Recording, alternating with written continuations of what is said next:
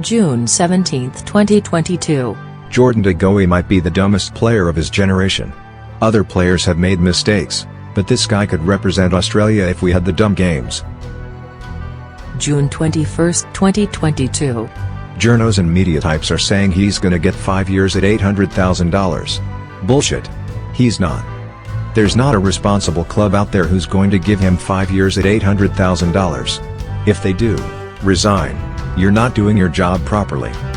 Get that out of the discussion that the club's going to offer him 5 years, because that won't happen. September 12, 2022. With a contract basically put back on the table, de Goey holds all the cards. If he was worth $800,000 2 weeks back, he's now worth $900,000, and could probably ask for an extra year, too.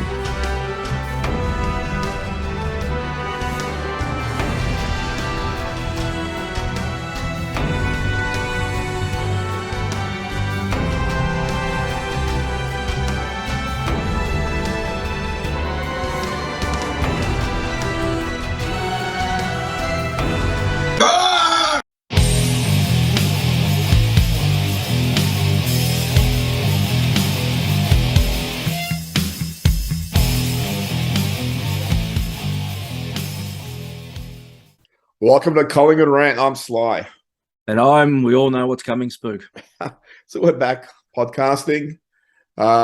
This is a result of, Spook. We were recording a rant and he leaned forward and a bag of white powder fell out of his pocket. They're painkillers. They're painkillers. So, yeah. Everyone grinds up their painkillers. I do it all the time. I do. I mean, I can't even remember the last time I ate an Oreo whole. I crush everything these days. I just have endless bags of illicit cookies all over the house. Well, speaking of crushing, Collingwood's getting closer to a grand final. Can you feel my heart palpitating? So played Fremantle. Taylor Adams obviously went out, tore the groin off the bone. Geez, that always happens, doesn't it? I think my groin would do that. It would have avoided another grand final loss. Were you surprised by Trent Bianco being the one who came in? Initially, I was, though we obviously talked about it a little bit. The cupboard was pretty bare who was going to come in. I didn't think Kruger, you just couldn't see him staying in. Not after the press conference where the flight basically said, I can't see him staying in either. I don't know how he got in to begin with, to be honest. Hey? I don't know how he got in. Yeah, it was an interesting one, but anyway. Just touch really quickly on Geelong. I mean, you went in with Adams coming back from injury and the Goey with a little bit of an injury cloud, and you brought in a key tall, which that was a little bit odd. So I'm glad they went a little bit smaller. The one thing it's like what we said last week. I think they must think meter checks 10 seconds from breaking down. And that was the one that they probably considered the most likely injury, and Kruger would slot in and replace him. Yeah, still another. I was just going to say, I mean, I said it before, and the other guy I forgot. The guy I would have brought in potentially is Jack Magden, playing in defence, and you bring Maynard up. And the other guy I actually forgot was Trey Rusco. Rusco wasn't dropped due to poor form or anything. He filled in for Howe while Howe was out injured, and he did really well. So I think they could think a little bit more laterally. I'm not sure about bringing Bianco up. Not that he had a bad game or anything. I think he did a few things that were a little bit showed he was off the pace, but he dropped into a final after he hadn't played for a few weeks. You're a bit harsh. I thought he actually performed whatever role he was given reasonably well. No, I was going to say, I thought he did a few things pretty average, and I think he did a few nice things. There was that one bit on the wing where he scooped up the ball, and that was right in front of us, and he ran like he thought he had all the time in the world, and he was just tackled. Anyway, I mean, we'll be interested to see what they do this week. Some housekeeping called Stevic and Roseberry. I mean, seriously, it's like a nightmare. We'll get them again this week, surely. They've already put them into cryovac bags and sent them up to Sydney, haven't they? Well, that first quarter was absolutely disgraceful. That's if you call yourself a professional and that's the display you offer, you are either not very professional or you're just not very good at your job. Because that was deplorable. So the funny thing is this week, how many push in the backs did they pay? They haven't paid any all year. Yeah. And there was a number. Why this week? Was that to offset the fact that holding the ball is no longer a thing? I don't know. I don't know what they pay. I mean, I found the really funny one was the Ginnivan when I forgot who it was, but he tackled him without the ball and dragged him and basically rolled him over. And I think the umpire's defense was you're holding each other. Oh yeah, that was incredible. so that's okay now. You can actually impinge on something as long as the other person's holding you, and that's okay. It negates the initial infringement. Well, there's the one on Murphy where he was leading again. Don't know who it was. He was leading a docket of the ball. It looked like it was going to be a 50-50. Murphy won the ball and the umpire blew the whistle. And you think, well, Murphy should be fine. He's in front, but he was again pinged for holding the man.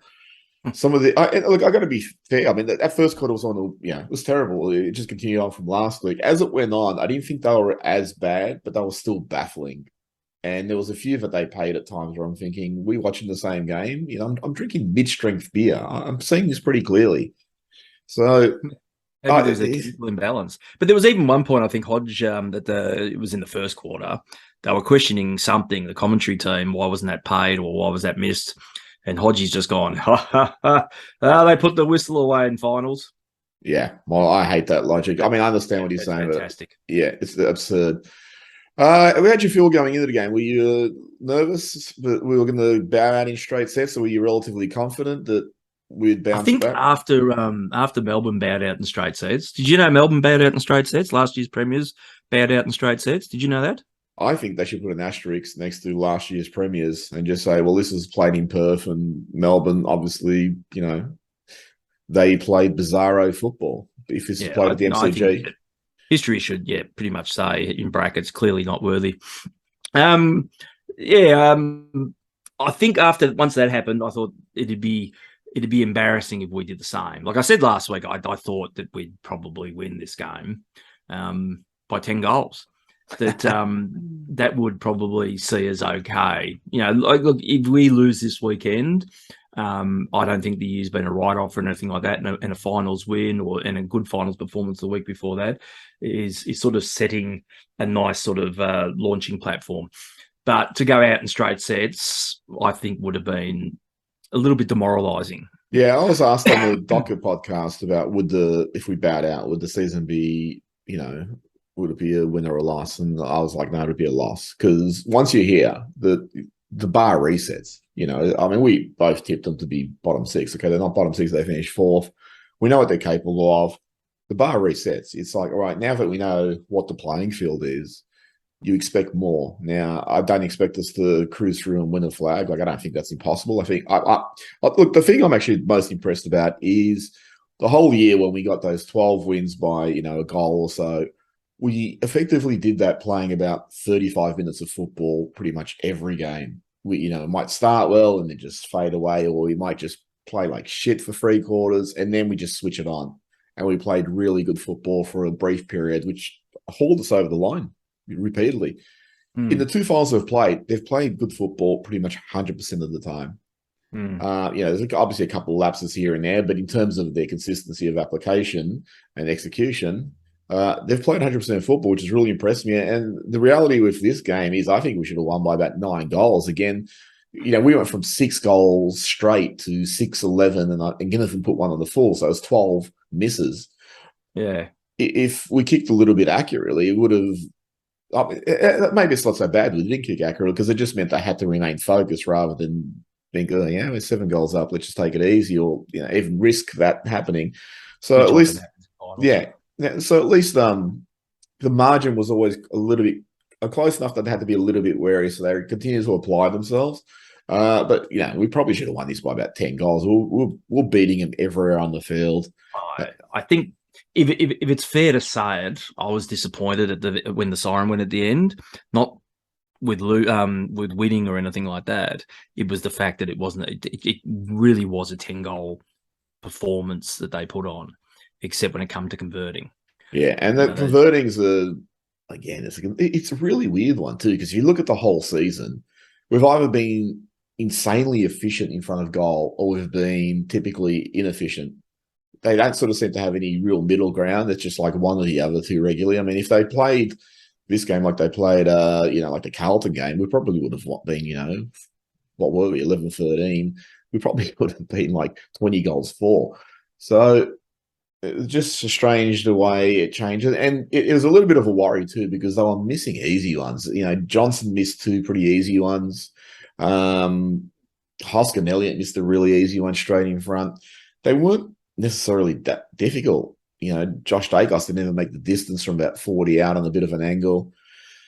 Elliott missed one. They really weren't difficult goals. It was like Ginnivan kicked that, I don't know what you'd call it, that one that provided a little bit of steadier, kicked that one out of the pack, which was really nice. And then come the last quarter where you were a little bit worried. The guy who roved was Cox. He gave the guy a massive push, shoved him out of his way, picked up the ball or, scooped it up on the bounce, turned around and just kicked on the run. Or kicked on the canter. So you got the steady. Really good Coxie too. I mean, I don't think he had that many possessions in the end. His stats were good. His just presence though was just phenomenal. No, he played with I don't think I've ever seen him really play like that. Maybe a handful of games. Not to say he hasn't had good games, but that was a game where he pushed his physical presence around. And Lee Matthews kept making the point of it when I was watching the replay. He just kept saying, he might not be marking it, but he's making sure the opposition aren't marking it either. And just in the ruck also, he was very similarly. I think he lost the tap outs, but, a lot of times he neutralized them. And when he did win taps, are either good little taps or, he just sort of cleared space. So he had a really good game. And that's the sort of game, like I always said, he's a ruckman. He could have been playing him as a ruckman from 5 years ago, and he'd probably be the all-American, all-Australian ruckman. All-American. The only American ruckman. Jack Crisp, I thought, was magnificent, particularly that first quarter, except for that fucking run where he ran 200 meters and then decided to go for a loopy little handball to Mychek, who was about to get crunched. What was that about? I think it reminded me of AFL Devolution, that his little his sprint meter had run out. So he had no energy left to kick. That was a strange option. I think after that, he the effort he put in and the run, he deserved to have a shot. Wouldn't have mattered. As it turned out, it wouldn't have mattered if he missed anyway. But I think I actually think he sort of ran. Sorry, I think he actually sort of ran like he kept waiting to get tackled or someone to come up, and no one did it. And then when that actually happened, it was like I'd never expected to get this far. What am I meant to do? Now, I must agree with the fans that the rabbit out there. We need to get rid of this Jordan the Goey guy. What is he bringing to this football team? Oh, nothing. It's embarrassing just how bad he is. It's disgraceful. There'll be someone who comments in the comments, "Oh, I can't believe you two want to get rid of him." No, he's a beast. That was, if you were negotiating a contract, that was your 2 weeks of $1 million games. Well, we must. Mark Robinson says we must re-sign him. Oh, this week? What next week? He wants to hang, draw, and quarter him? Oh, I think he wants to do both. Says, sign that quarter, but hang that other one. Yeah, that's it. Probably sign him and then execute him straight after. During the game, that was like a consummate game. It wasn't just attacking, but defensively, he was really good also. Are these Robbo quotes, or he's just talking? No, I'm not talking about fucking Robbo. Oh, sorry, here's some Robbo quotes. Yeah. But that's probably the most intelligent thing he's ever said. Belched. Yeah, no, he was really fucking good. He was insane. What did he end up with? About 7 clearances? 6 clearances, yep. Except 2 goals. Well, I mean, it was just, again, back-to-back. He's been the performer of the final so far. Yeah, and you look at Jack Crisp had 600 meters gained. And, we all know Crisp is a runner, breaks lines, drives the ball long. Jordan the Goey was 626, so his games, the last couple of weeks, he's gone another level. I mean, prior to the Bali trip, he was playing really, really well. And again, it wasn't just flashy stuff. So I think people weren't crediting him where he deserved it. There was some flashy stuff in Bali. Yeah, okay, no comment. Yeah. What about Pendles, though? You haven't brought up Pendles. I thought he was magnificent. I'm going through the list. Yeah, Pendles is another one. He's winding the clock back. And you wrote him off 2 years ago. I can't You believe you wrote, you wrote him off at the start of 2018. it. I think I've written him off for the last 5 years. He's out there to spite me, and I'm loving it. No, he was magnificent. The senior call was really, really good. I mean, Howe had a really good game after Chief wrote him. Oh, it's actually you who wrote him off. Elliott was really good up forward. Darcy Moore was apparently on his deathbed, got up and played a blinder. Yeah, that was amazing. Like, I had no idea he was crook. And then he was interviewed on that Best on Ground, I think it was, afterwards, and he just sounded shocking. And then he said he'd been pretty much in bed most of the week with the flu. I mean, that's a bloke with some get up and go. To come out and perform at that level after being crook all week, that's phenomenal. Yeah. He was brilliant. Well, all the defence was brilliant. Yeah, I was going to say that. The defence did it together really well. I mean, I thought Quaynor had a pretty solid game. I think he's been not as influential lately, but I thought he was a relatively solid game. Nick Dacos worked his way into it. I mean, I thought Josh had a pretty mediocre game. Seemed to make a few errors. Jack Ginnivan thought that was a vital game. He kicked goals when we needed them. Gave us a great start. Kicked that one out of the pack, and then sort of kicked the steadier down in the fourth. Well, when he took a mark from the Ash Johnson pass. Johnson was a little bit wasteful. What do you get? Like about 3 points? Yeah, he didn't start well, but he got into the groove towards the end in the last quarter, I thought. Yeah. So, and then you get there's a few guys probably, I mean, Noble was really good, but again, we mentioned the defense is really good. Hoskin Elliott, your favourite. Do you persevere with him? I mean, they've gone this far. This is curious. Do you think he's playing his role? Because there's people I speak to and they go, no, he's done. He's finished. I think his get out of jail free card each week is what he's delegated to perform, and I think he's doing a very much subdued version of Bo. Bo is a very harassing physical presence who doesn't get a lot of possessions, but his impact is felt. I think Hoskin's almost like the mirror universe version of McCreary. He's got something that he's been asked to do, and he's clearly doing it. That's the only reason I can see why he's staying in week after week.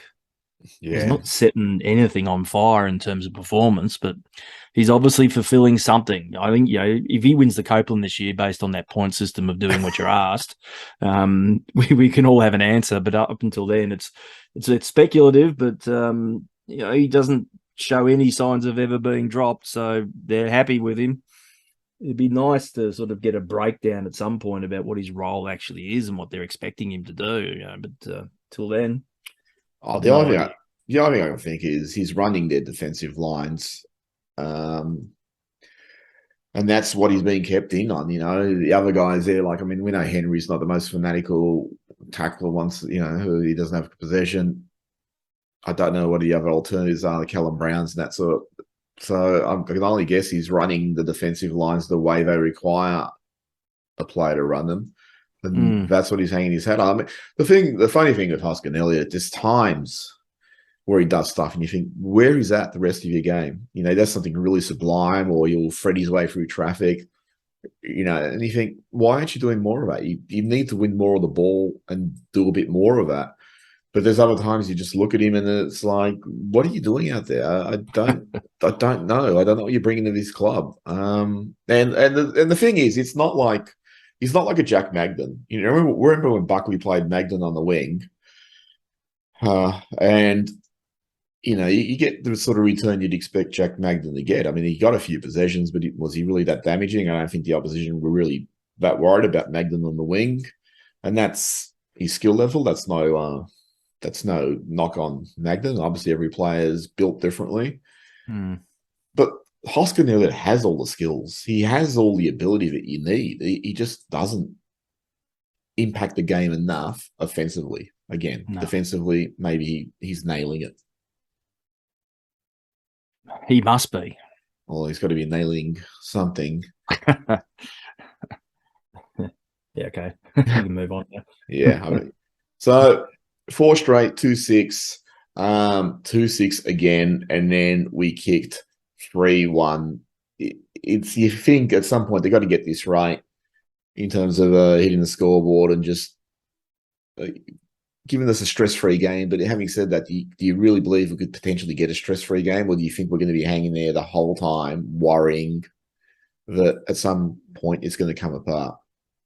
Oh, look, what was our biggest lead? About 38 points? 38. We never got past 38. And for a little bit, we sort of traded goals, went from 38 to 32, 38 to 32. And then I thought 32 at the end was going to be the sort of margin. I thought, well, that's probably reasonable. And then we pretty much stopped. Then they got banged a couple in succession, and there was 5 minutes left to go. Yeah. And you bloody rectum prolapses. It's just like, fuck, you're not going to drop this. Surely not after dominating. You couldn't possibly drop it. I think that's the lament of the Collingwood supporter in a nutshell. It's hard to feel home. No, even when your mole's up, you're just thinking there's going to be something that's just going to cataclysmically bring us back to earth, and we'll let them run in. How close did they get? 20 points? Yeah, 20. Look, they would never sort of got to the point where it was, a couple of kicks away. And we obviously lessened the intensity a little bit. It was just sort of players running out the game. I mean, I don't like that, or I don't like finishing games with a little bit of a lapse in focus, because I think I don't want to bring that into the following week. You just want to be in kill mode the entire time. And we lost that to some extent. Reminds me a little bit of the 203 prelim against Port, where we just smashed them, and then we just in the second half we just became lazy, and then the grand final it just seemed like we were still in lazy mode. So I mean, I don't know how much it impacts the players mentally. Maybe I'm just talking shit, but I don't want to see them let up. I want to see them just constantly go for the kill. Yeah, and I think, like what you said earlier on, that maybe those little scares are probably going to be beneficial, because it's a practical demonstration that you just can't afford these days to take your foot off the pedal, because these margins can be pulled back pretty quick. That you've got to keep your eye on the prize and remain focused all the way through the game, unless you're 150 points up. But I think they'll take it away as a learning. Because that's probably what's our biggest win this year? It would have been, I think, the first time we played Fremantle, which would have been about 30 points around there. Yeah. So I mean, like Fly said in the press post that they're struggling to kick above 80 points at the moment. So it's not like you're building large buffers, or you got the capability to build large buffers. That you've just really, when you've got that lead, even though it's only 5 or 6 goals, it really just shows that you've got to protect it. Well, I mean, any final thoughts on this actual game? No. Look, I thought overall that was a cracking performance. Yeah, it just deserved a bigger margin to reflect the effort that went in. Yeah, they all but nullified Fremantle for a half of football. They should have destroyed them. Well, scoreboard wise, I mean, that is. I think they well and truly took care of them, but it just sort of felt at the end that you just it deserved a bigger margin. I totally agree. We had a couple of Fremantle supporters behind us, and like they were just chatting throughout the game. And you might as well have. There's nothing else for them to watch. But they actually said like about 3/4. They just said, we're getting killed around the ball. They're always there. They've always got numbers. Anytime we go forward, they shut us down. So, I mean, they saw the dominance, and it was great to see a performance like that. But my concern would be one of Fremantle's shortcomings was there's absolutely no real, I shouldn't say no, but that forward line's very, very thin. Load looked dangerous. Really love Walters, but it's a very much a patchwork forward line, and ours has got a very similar feeling. It's a little bit more qualified. And going forward, you mentioned this previously that, hey, do we have the tools to win, or is it going to be effectively a not quite right side who gets there and is going to be missing vital pieces? And if you look at it, they miss a guerrilla defender, which would be great. They miss an under mid. Adams is gone. They can't bring up anyone who can fill that role. They could probably go back to someone like Callum Brown. And actually on Callum Brown, I'll say this. His cars have probably been marked. But after that Sydney performance, where he actually had a really good half when he came on, I thought they should have played him the following week just to see, is he totally, is there nothing there to work with, or has this kid turned the corner? I don't think he'll ever be anything more really than depth, but if you had him playing at a decent level, you'd think, well, he's probably the best of the midfield prospects. I don't think McRae's quite ready. And, Poulter is, for whatever reason, they're not choosing him.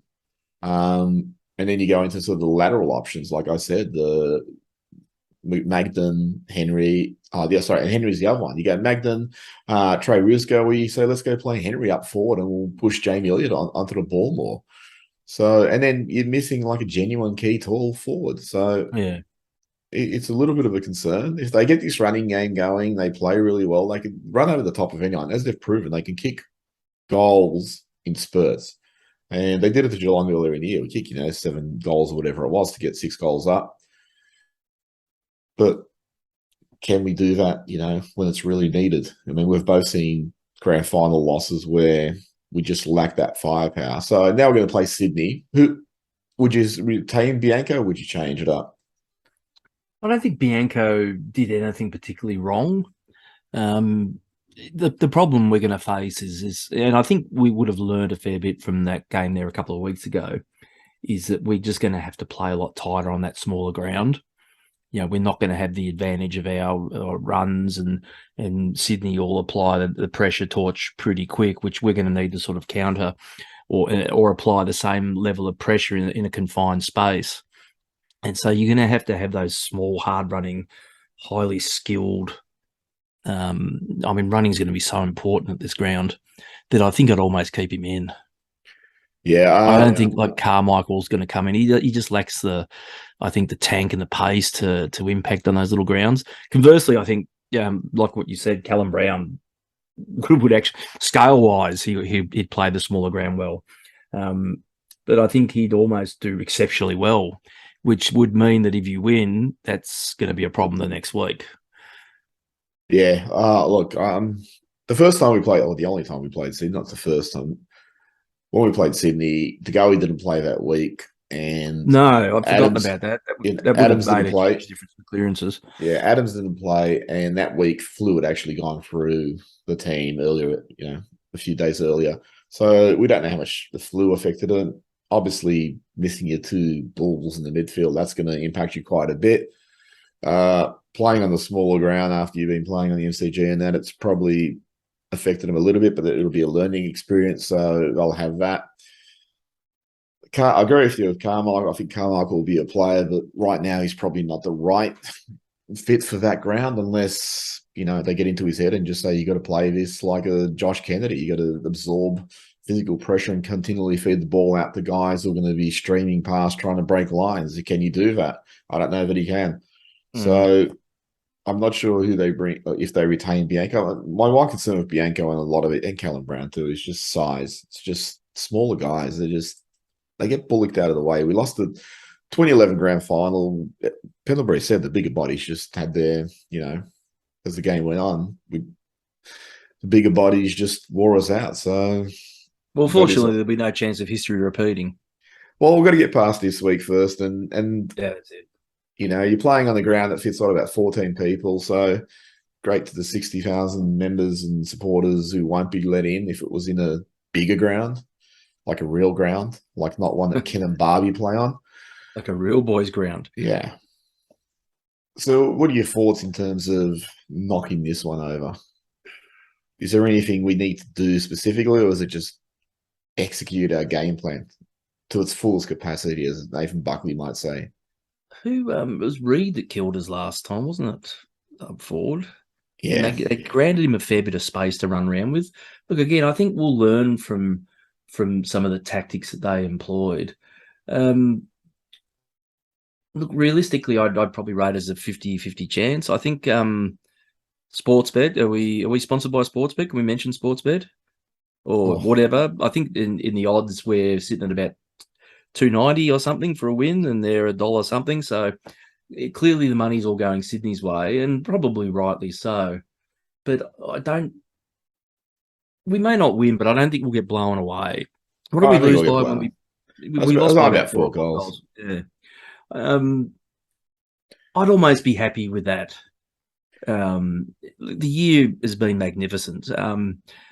My biggest concern, I know we're jumping ahead a week in case we do win, but that I can't shake this NQR Collingwood side making a grand final fear. I'll come back to that in a minute, just before you go on with that. Jack Crisp, you're going. I was going to say, Jack Crisp said internally they still felt they were up there with the best, that they had a good list, but it wasn't really gelling between forwards, midfield, and defence. And what the coaches have done has really helped them with that synergy, which is why they've come up. McRae came out, I can't remember the exact quote, but he just outright said, "We're here to win this thing. We're here to win premiership," which is. And I loved hearing that. Yeah, I mean, I don't think any Collingwood coach has ever said that out of fear of what could possibly happen. I actually love that too, because it's you put the focus out there. Obviously, everyone plays every year to win a flag or to rebuild, but you're playing with, that's the ultimate goal. But to actually speak it, to actually verbalize it, is something I think Collingwood's been afraid of, because of, we'll come back to now what you're talking about, is that fear of how things might just totally unravel, and bringing the side in to a grand final that's not quite right and flops on the biggest stage. I mean, the statistically, I think it was like, this will be our 10th prelim since about 2002. And what is it, about our 5th grand final, not counting the draw? And we've only got one flag out of all that. So we've effectively made a prelim every 2 years, just under. But you look back over the last 70 years, and that's the norm. For us, yeah. Yeah.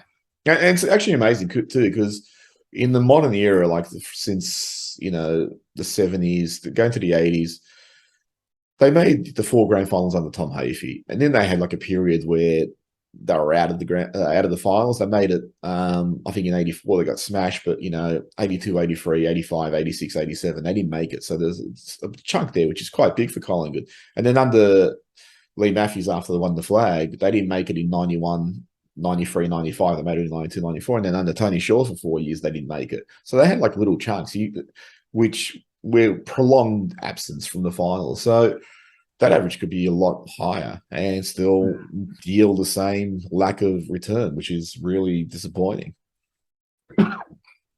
So go on about getting there and flopping.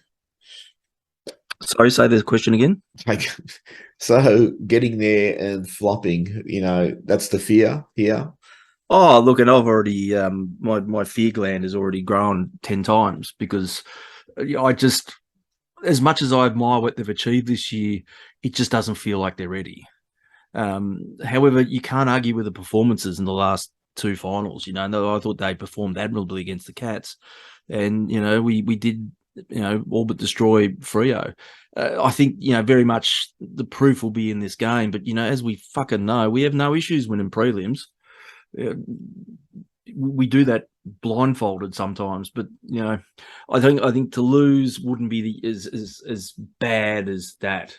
Not as bad as like a year of expectation. I think to get one game shy of qualifying for a grand final isn't a disgrace, considering what we've come from. Oh, look, totally agree. In some respects, and I was going to say this before, there's part of me that'd be happy to lose knowing we're not quite right this week, to avoid seeing another grand final loss. When I get there, I want to get there with a sense that we are there because we have a fucking good chance of winning one. I look, and if you think, look, if Brisbane actually get over Geelong and we beat Sydney, that'd almost be wet dream material. I wouldn't go in there still confident. I'd be a lot more confident than facing Geelong, because it just smacks again of 2011. They've beaten us twice leading into the grand. Well, they beat us twice in the home and away that year. The one time we went mentally we were switched off in that final round of 2011, which was a mistake. Oh, look, I agree, but I mean, look, this is me. I'm an idiot. Regardless of the grand final, I always think we can go in there and win, and we have opportunities where we could have won, grand finals that we'd lost with not quite right sides, and people go, we weren't good enough. It's like, yeah, but we're in winning position, so we were good enough to get there. And then you look at something like 1981, for example. Carlton had this super team. They won 79, 81, 82, so they won 3 out of 4 grand finals. But in 81, we beat them both times in the home and away season. And then going into grand final. Opposite. And then going to grand final, we had a lot of luck. I mean, Peter Moore had a hamstring injury that he carried in, and they played him effectively as a decoy forward who might snag a mark or two. Peter Dacos fell awkwardly really early in the game, and he used to eat Carlton up. Carlton used to just smash on a regular basis. So, like, he had a bit of bad luck, and we're still 20 points up with about 5 minutes in the third quarter. So, I'm always believe you can win, and we've seen that we, against Geelong, again, earlier this year, we kicked this, we got to 36 points up. So we're capable of turning on football, which is good enough to, and even last week, we dominated them for patches of that game. We probably should have been a lot further up 1 quarter into the game, or even, a quarter and a bit into the game. So we're capable of doing it. Whether we can translate it, I don't know. I mean, the thing I think of grand finals, and even in the prelim, you're really going to need one of these guys who's kicking like 2 goals regular, like Ash Johnson or Myercheck or, whoever it is, Elliot. You're going to need one of them just to have a day out and kick like a bag. And for how about if all of them have a day out? Well, that would be really good. But, if you have one of them that's kicking the bag and that actually starts making the opposition worry and laser focused on this guy instead of everyone else, then that's what you need. But, like, against Sydney, what's your tip? Sydney by 10 goals. You're not going to tip Collingwood by 24 points. Well, one of us will be right. Yeah. Any final thoughts? Look, despite all my misgivings for the next week or two, this it's developed something I don't think I've seen in a Collingwood side probably since the 2010s, of just a fucking massive sense of self-belief. Yeah. And that can carry you a long way, even in the most adverse of circumstances. That could bode well for us. Yep. Yeah, and look, I don't think that's a superpower that they could use up this week. It has to be used across 2 weeks. I've got to stop talking ahead, but if they win this week, the self-belief has to go to a next level. This is the end of the road. They'll rate themselves a chance, whoever they play. They'll rate themselves a chance. They should have beaten Geelong first time round. We should have beaten Brisbane when we played them. We should have won the qualifying final. I mean, the Brisbane, when we played them, that was when we were really still, struggling and trying to put it all together. So, we're a lot better off now than we were early on. And like, credit to someone asked me, like, what do you think's been the big boon to the season? And I just said, it's the way the coaching staff's actually learned and adapted on the run rather than taking 9 years to change things up. And that's the most impressive thing. That's why we've constantly evolved and all that. And I think the other factor too, just to keep banging on for a second, is even if we lose this week, or even if we lost the grand final, I think Fly's, he'd pull them back pretty quick. Yeah. I don't think you get that dour dressing of like what Bucks did in that losing the prelim in 2012, and like there was nothing captivating about what he said. At the Copeland after the 18 loss, I thought he said all the right words, but I just don't think anyone was buying. Clearly, that was the case when you looked at how the season's unfolded.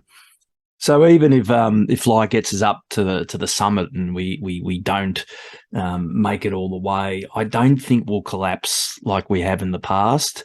I think he'll re-energize the group and keep them motivated. Again, it's that mindset thing that I think even in that if the year doesn't go, and ends in a perfect outcome, that it won't be for naught, and we'll learn and we'll grow. And I think he'll keep the fire burning in the belly. Yeah. If he doesn't, Nick Dacos will.